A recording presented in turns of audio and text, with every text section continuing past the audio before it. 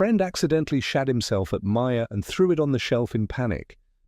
My friend, his parents and I all went out to eat for his dad's birthday a few months ago, and me and my friend finished our food early, so his mum gave us $10 and a milk coupon to run to Maya to pick up a shower mirror and a gallon of milk. This Maya was unfamiliar to us, so we ended up wandering for a while to find our stuff, and my friend tells me he has to shit, so he ran off to find a bathroom while I finished looking for the stuff we needed. 10 minutes had passed, and I was standing near the self-checkout waiting for him to show up when finally he walks up from behind me, and I noticed he seemed a bit nervous. The first thing he says is, "Hey, so we're bros, right?" I responded, "Yeah, I guess so. Why?" He looked me dead in the eyes and said, "I shit myself, dude." At first I thought it was a joke, but then he pulled his hand from his pocket, revealing a shit-covered $10 bill, coupon, and palm. He says, "Dude, I couldn't find the bathroom and it just slipped out." When I asked what he did with the shit, he looked around to make sure nobody else was listening and said, "I threw it on the shelf and ran." This was the icing on the cake to my hysterical laugher dead center in Maya. He left to go clean up while I delicately handled the non-shit covered side of the money, and we left to find his parents waiting outside, pretty pissed off that we were so late. When we came up short on change, his mum asked why we didn't use the coupon. He pulled it slightly out of his pocket and said, I don't know exactly how to tell you this, but..." Before he could finish, she interrupted with an angry, "You lost the coupon, didn't you? This is why I can't trust you to do things for me." He slid the poo-slathered coupon back to his pocket and muttered, yeah, I lost it," with relief. I couldn't contain my giggling the whole way home. He was actually terrified he'd end up on the news or something. I saved my friend at the cost of my pride. My friend was sleeping over at my house. My parents and brother were all sleeping upstairs while we were downstairs watching TV, playing video games and shit. At around 1 a.m. he asks if this girl can come over. He really wants to get with this girl, and I don't want to turn him down, so I reluctantly agree, on the condition that she's quiet. The three of us are hanging out, and I make some excuse to leave the room so my friend can have some alone time with this girl. I'm upstairs in my room when I start hearing loud moans. This is bad news for me, but great news for my friend. He's losing his virginity to a girl he really likes. I hear stirring in the next room, and I know that their bout of loud lovemaking has woken my parents. The last thing I want is for my confused father to walk in on my friend fucking this girl in my basement. What do? I go to Pornhub, click on the first video I see, crank that shit to 100 on my speakers, and let it play for the 3 minutes that my buddy ended up lasting.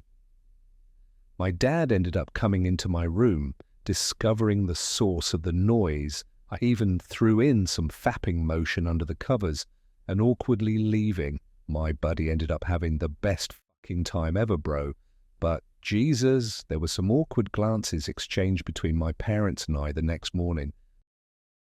I left a bloody streak on the window during dinner at my wife's boss's place, and it was a total disaster. Last night, my wife's boss from her brand new job invited us over for dinner.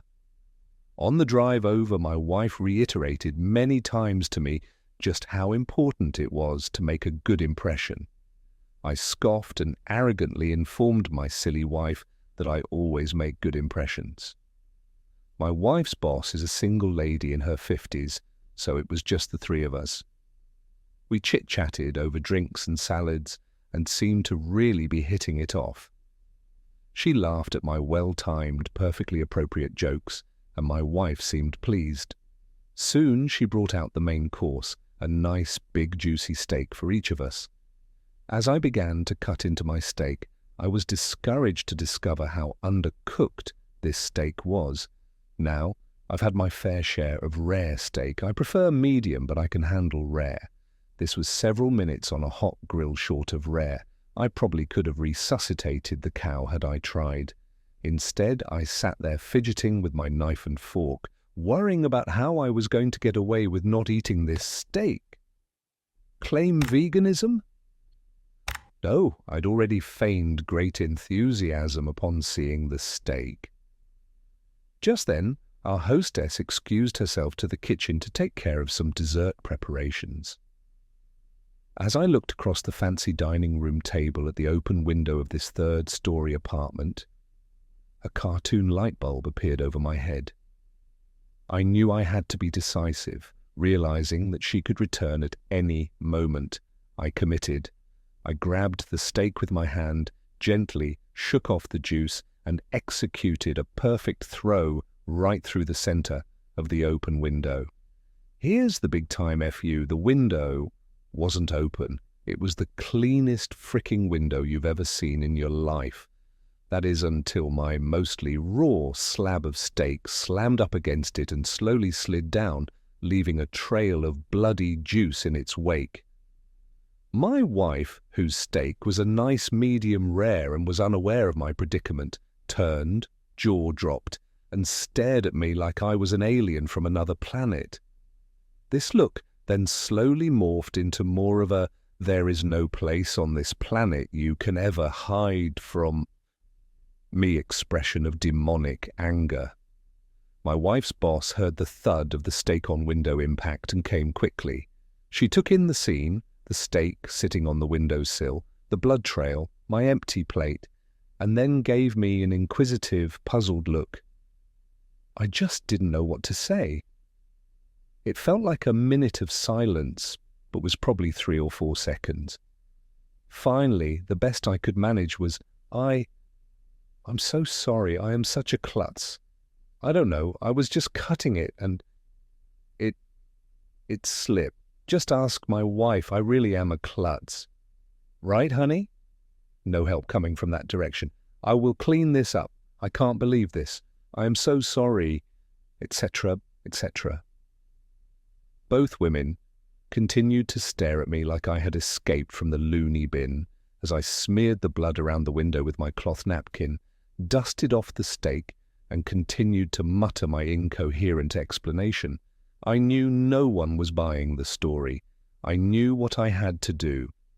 I sheepishly returned to my seat and proceeded to eat every bite of that disgusting, cold, chewy, bloody raw steak. I remained pretty quiet the rest of the evening. My wife's only 2 words to me since the incident are, "I'm fine."